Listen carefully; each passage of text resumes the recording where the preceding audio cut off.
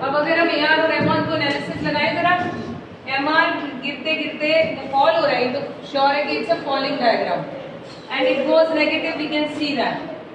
Let's check what about AR। AR क्या हो रहा है? ये भी एक फॉलिंग डायग्राम है। क्या ये नेगेटिव हुआ? क्यों नहीं हुआ? AR प्राइस है और प्राइस कभी नेगेटिव होता है? दूसरा आंसर, पहले तो AR is equal to price है, कभी नेगेटिव नहीं। दूसरी बात, AR is derived from total revenue. Revenue कैसे नेगेटिव हो गया? कलेक्शन ऑफ मनी तो होता है, मनी वापस चलेगी तो नेगेटिव होना है, नहीं हो सकता। सो क्या आंसर लिख सकते हो आप? You can be asked that why AR is falling but not negative. So we will say, क्या लिखेंगे जसदीप सिंह? AR फॉल करता है बट नेगेटिव नहीं हुआ, why? तो प्राइस तो मैंने बोला नहीं था, तो AR बोला है। मैंने तो AR पूछा है, प्राइस क्यों बोल रहे हो? कौन सा रेवेन्यू? 3 है, total margin average. Average revenue negative नहीं होता, ये तो मैं पूछ रही हूँ। टोटल क्यों? बोलो ठीक है, ओके, मैं आपको आंसर तक ले जाने की कोशिश कर रही हूँ, कंफ्यूज करने की नहीं। AR is taken out from total, इसलिए टोटल नेगेटिव नहीं तो एवरेज नहीं।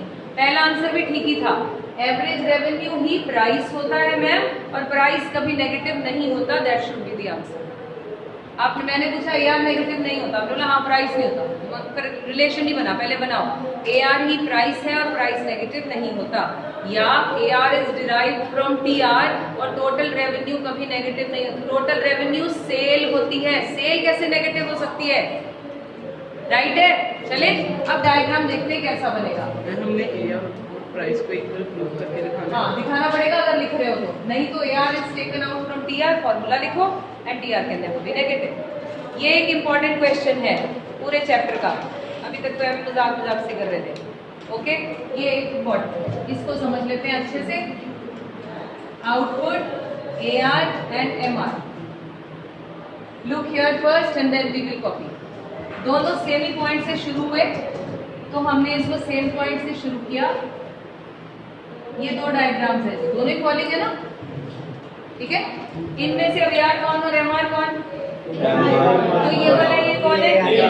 कैसे पता चला? नेगेटिव नहीं गया, सिली क्वेश्चन है ना, ये नेगेटिव हो गया इसलिए ये मार्जिन हो गया। ओके, ये नीचे को बना है क्यों? क्योंकि दोनों स्टार्ट तो सेम नंबर से हो रहे हैं, लेकिन इसका नंबर इसके नंबर से बड़ा दिख रहा है, दिख रहा है 7 है, ये 6 है, this is 6, this is 4, this is 5, this is 2, so AR is going to be on the higher side, that is why AR is on the higher side, right हो गया। अब दूसरी बात, ये दोनों किस स्पीड पर गिर रहे हैं, दोनों की स्पीड का रेशो देखते हैं। क्या मतलब? इनका फॉलिंग किस स्पीड से है? अगर आप AR को देखो कितने से गिर रहा है? 1 सो AR 1 की स्पीड से गिर रहा है। लेट्स फाइंड आउट MR क्या है। It is falling with double the speed than AR। Margin के फॉल करने की रेट एवरेज के रेट से डबल है। अब कहना क्या चाहते हैं हम इसके थ्रू, लेट्स अंडरस्टैंड। आप अपने बिजनेस में पहले समझो, विशाखा लक्ष्य समझो, जो लोग कॉपियां करते हैं वो कभी मैनेजर नहीं बनते, क्लर्क बन सकते हैं अच्छे, क्योंकि क्लर्क्स को कॉपी करना सिखाया गया था। मैनेजर बोलेंगे आप कॉपी करें, फटाफट लिखें, चलो minutes of the meeting copy करो और फिर लिखो। कमांड लेते हैं क्लर्क्स, देते कौन है? तो देने वाले लिखते नहीं। सुने, समझें, लिखा सब कुछ है किताबों में। ओके, समझो। अब पहले मेरी पॉइंट, एवरेज रेवेन्यू और मार्जिनल रेवेन्यू का ये क्या समझाने का मेथड है। आप अपने बिजनेस में डिस्काउंट दें, कोई प्रॉब्लम नहीं ज़्यादा बेचने के लिए, पर कितना दे सकते हो? देते रहोगे, डिस्काउंट देते रहोगे, उसकी कोई लिमिट होगी? यस। बहुत बार जब हम किसी चीज़ को खरीदने जाएं और नेगोशिएशन करते हो, we have a right to negotiate as consumer, producer भी करता है, नहीं जी नहीं इतना नहीं। कभी कभी तो हमें बंदे की शक्ल से पता चल जाता है कि इतने कम में नहीं देगा। कैसे पता चल जाता है? उसकी टोन चेंज होती है, नहीं जी नहीं मैं दूंगा, रहने दो, आप छोड़ दीजिए। इसका मतलब उसका मार्जिन इतना भी नहीं है कि वो कुछ भी अर्न कर पाए उस पॉइंट पर, उस प्राइस पर। तभी वो कहता है मैं इतने में नहीं दूंगा, सॉरी बोलता है। It means he is not going to get anything out of it, anything I mean profit. वो कहता है, वो ऐसे भी बोलते हैं बहुत बार लोग, जितने में आया है मैम उतने भी नहीं आप तो दे रहे, मतलब मैंने जितने में खरीदा है या बनाया है उतना प्राइस भी नहीं मिल रहा, राइट? तो मेरा प्रॉफिट तो छोड़ ही दीजिए। इट मीन्स अब हम क्या सिखाना चाहते हैं, अगर आप एक एक रुपए से भी अपना प्राइस फॉल करते हो, माय डियर रिमेंबर आपका मार्जिन कितने से गिर रहा है? 2 से, क्योंकि आप क्वांटिटी ज्यादा बेच रहे हो, समझ रहे हो? So it means margin, price कम कीजिए अपने बिजनेस में, but do think about your margin. आपका मार्जिन डबल से फॉल कर रहा है, राइट? सो इट मीन्स आपको कितना दे सकते हो ये अब आपके बिजनेस में डिपेंड करता है कि आप कितना डिस्काउंट कर सकते हैं। So keep it in mind, price कम करना is okay, you can sell but till some limit, क्योंकि even if you are reducing the price of the product by 1 rupee, your margin falls with double, तभी तो ये double ratio से गिर गया। सो हम यहाँ लिखेंगे क्या?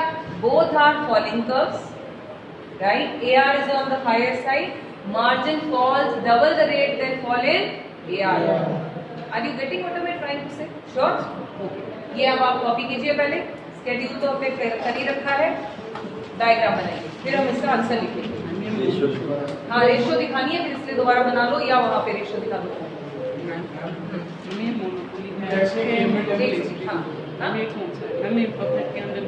अभी इम्परफेक्ट जनरल है, अभी मैं 3 मार्केट्स कैटेगराइज करूंगी, अभी जनरल है। हाँ जी बोलो आप।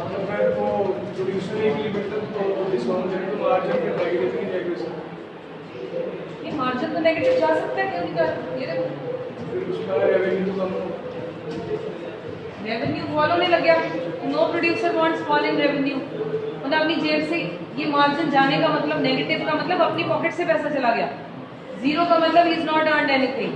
सो आई एम टीचिंग कि अगर आप ऐसी स्पीड से गिराते रहोगे भैया, करते करते एक टाइम ऐसा आएगा कोई कुछ नहीं कमाया, एक टाइम ऐसा हुआ जेब से चला गया, मार्जिन कैन गो नेगेटिव।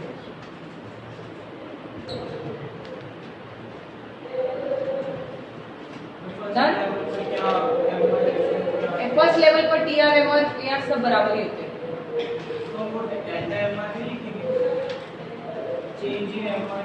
तो भी एक ही बात है, चेंज ऊपर से बता दी ना कितना। जैसे हमने यहाँ पर MR रेशियो लिखा है। अच्छा ये वाली, ये रेशो किसकी है? ये रेशो नहीं है इनके आपस में, ये रेशो तो होती है 8:8, वो नहीं है।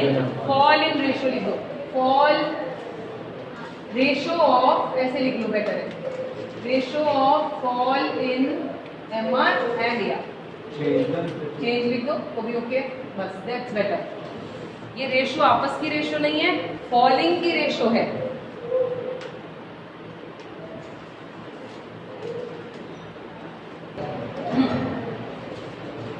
Firms can increase their volume of work, firms can increase their volume of sale. Firm can increase their volume of sale by decreasing the price, which means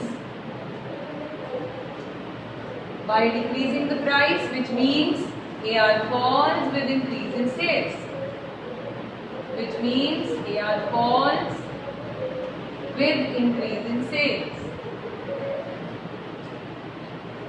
Point number 2, it must be noted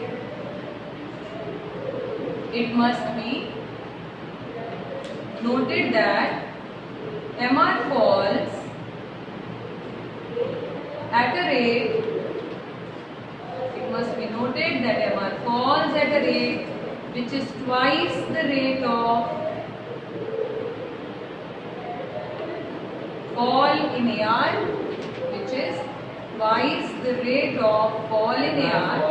MR falls at a rate which is twice the rate of fall in AR, due to which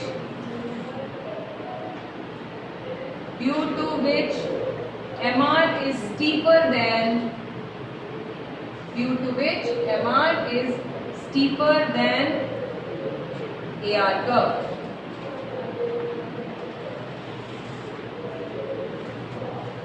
Remember, इसके साथ ही लिख रहे हैं हम, MR is limited to 1 unit. MR is limited to 1 unit and AR is derived from all the units. MR is limited to 1 unit and AR is derived from all the units.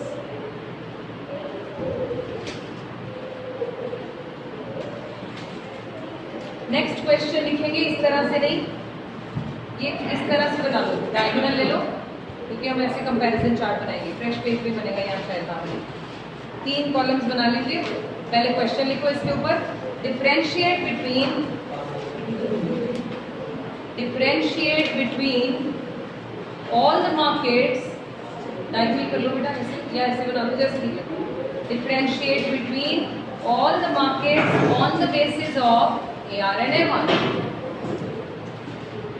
Differentiate between all the markets on the basis of AR and MR. तीन ही बनाने, चौथा भी बना लो, लेकिन उसमें हम बनाएंगे, लिखेंगे कुछ नहीं, कुछ छोटा सा बना, मैं आपको बताती हूँ मैं कैसे। पहले मेरा देख लेते हैं, बाद में बनाएंगे। Listen to me carefully. 1, 2, 3, 4 छोटा सा, क्योंकि उसका डायग्राम हमारे सिलेबस में नहीं है। पहली मार्केट का नाम कौन सा था बेटा? Perfect competitive market. Perfect competitive. Imperfect की 3 कैटेगरीज थी, यू रिमेम्बर? कौन कौन सी थी? मोनोपोली, मोनोपोलिस्टिक कॉम्पिटिशन,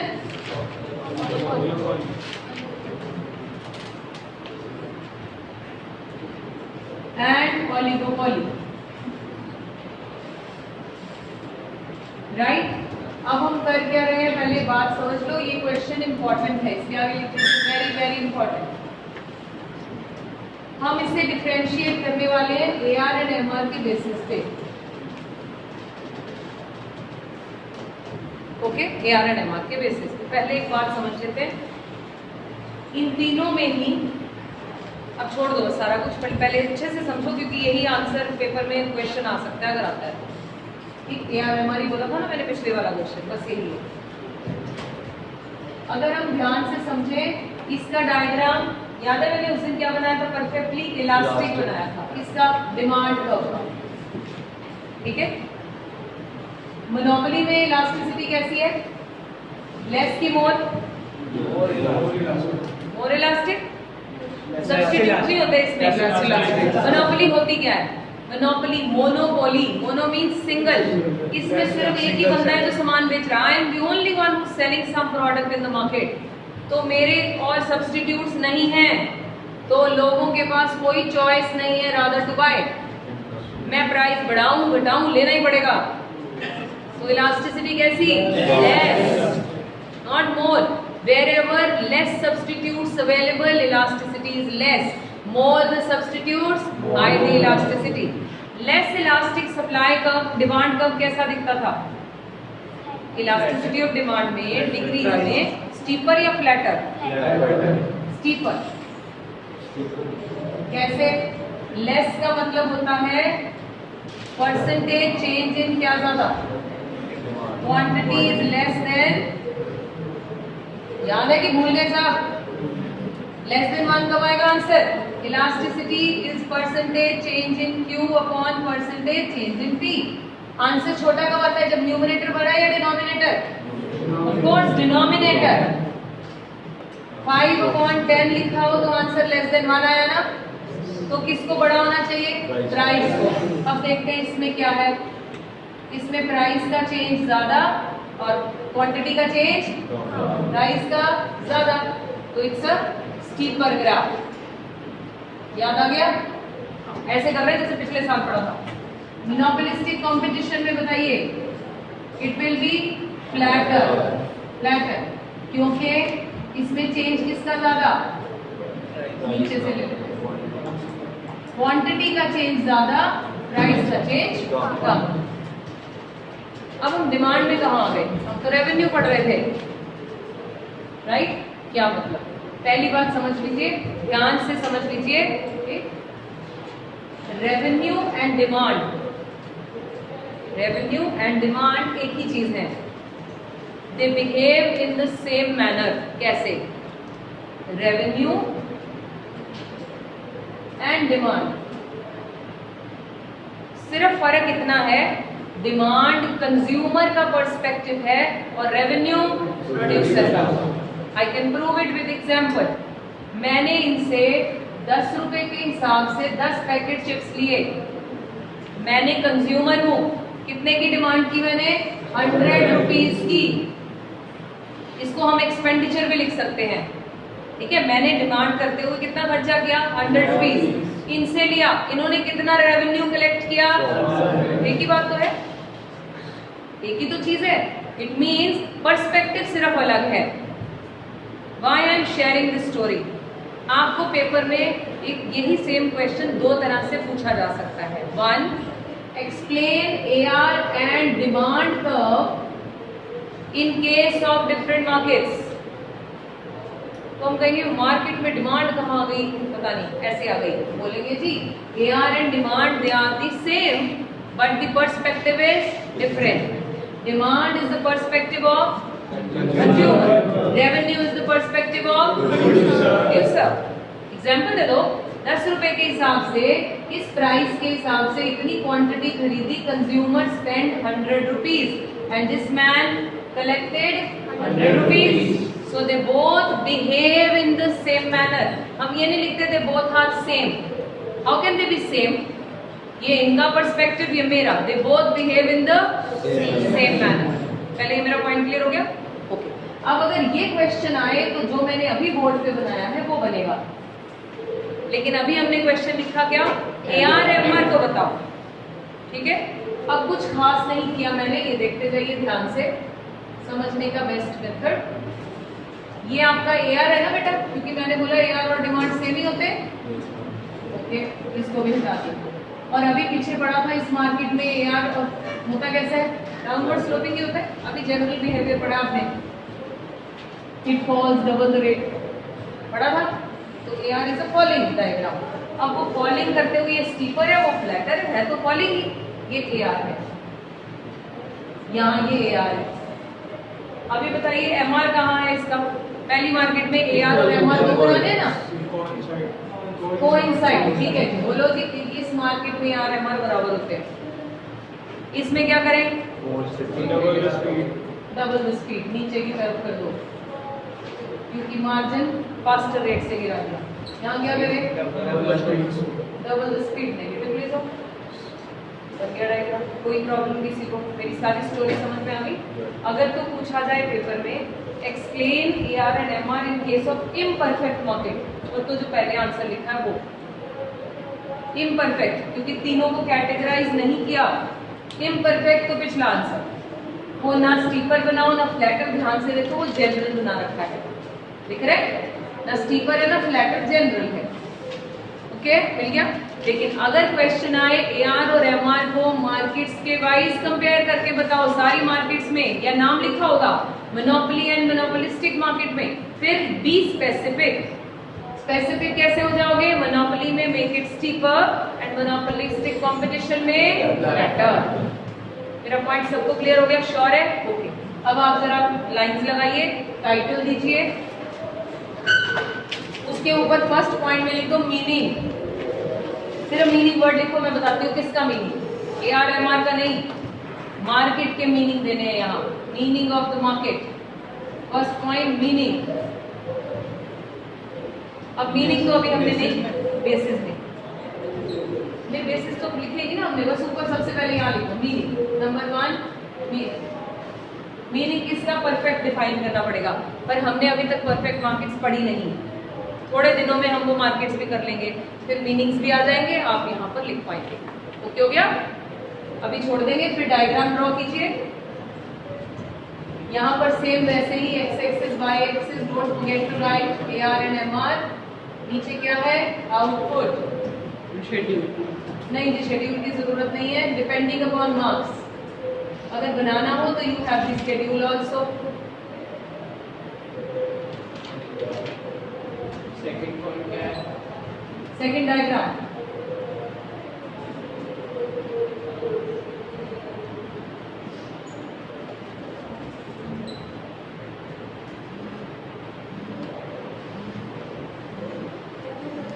थोड़ी स्पीड से करो बेटा, पहले आज क्लास थोड़ी लेट शुरू हुई है, ये आंसर पूरा करवाना है। First point was meaning, second point is diagram, third point अब मैं बोलती हूँ।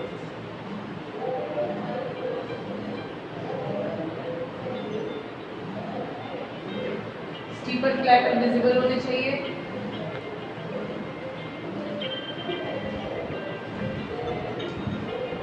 इसमें लिखो इनडिटर्मिनेट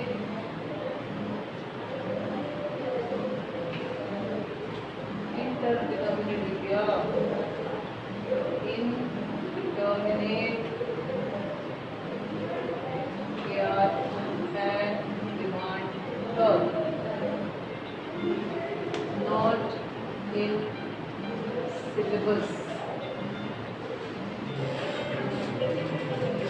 वैसे जानना चाहते हो तो दिखा होना चाहिए, ये कुछ ऐसा दिखता है, इसे हम किंग ग्राफ कहते हैं। किंग ग्राफ बना लो, बनाना देखना तो कोई हर्ज नहीं है।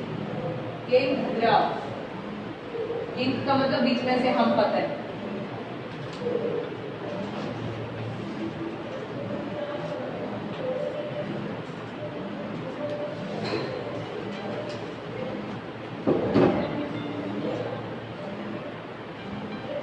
पॉइंट लिखे बेटा, इन परफेक्ट कॉम्पिटिटिव, बस उसमें लिखने पहले में इन परफेक्ट कॉम्पिटिशन लिख दो। In perfect competition AR and MR curve is, in perfect competition AR and MR curve is perfectly elastic। AR and MR curve is perfectly elastic, underline कर दो perfectly elastic, which means there will be no change in price, which means there will be no change in price at this price, इसी के साथ है, at this price infinite quantity can be sold। at this price infinite quantity can be sold।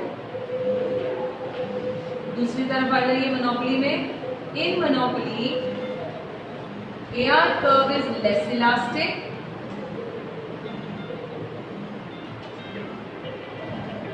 underline less elastic, which means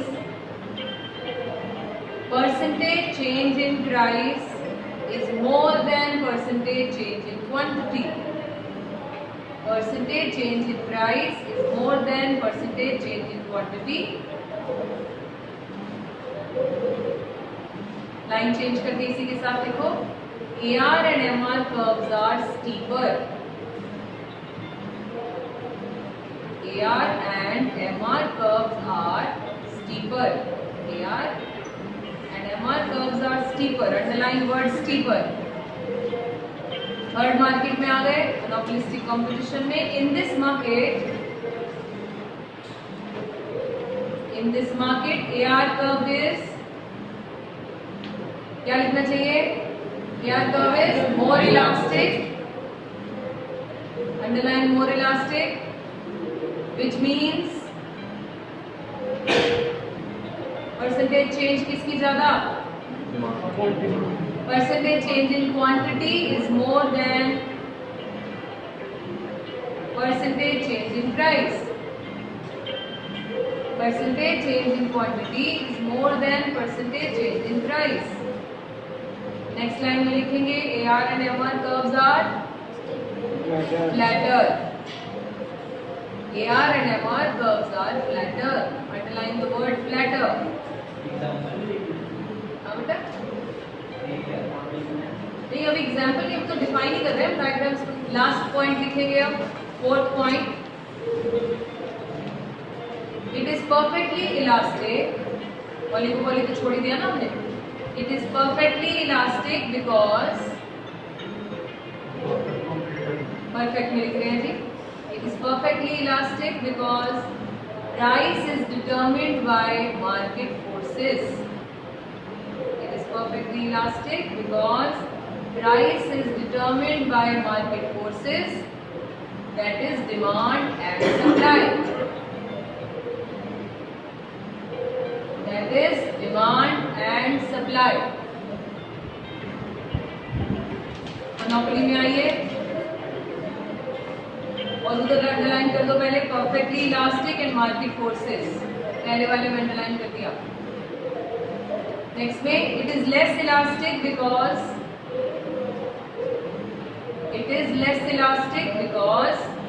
there is no close substitute available.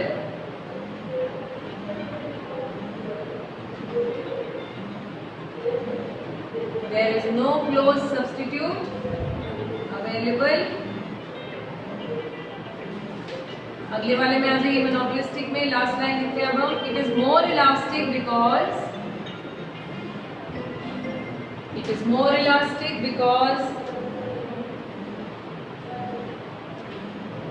because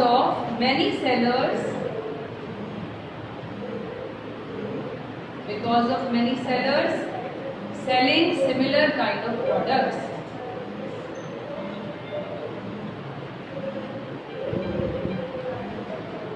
underline कर लो इसमें मोर elastic many sellers, और पिछले वाले में underline करना था less elastic no close substitute. Okay that's all. ये chapter खत्म हो गया जी. यस ये बहुत छोटा चैप्टर था.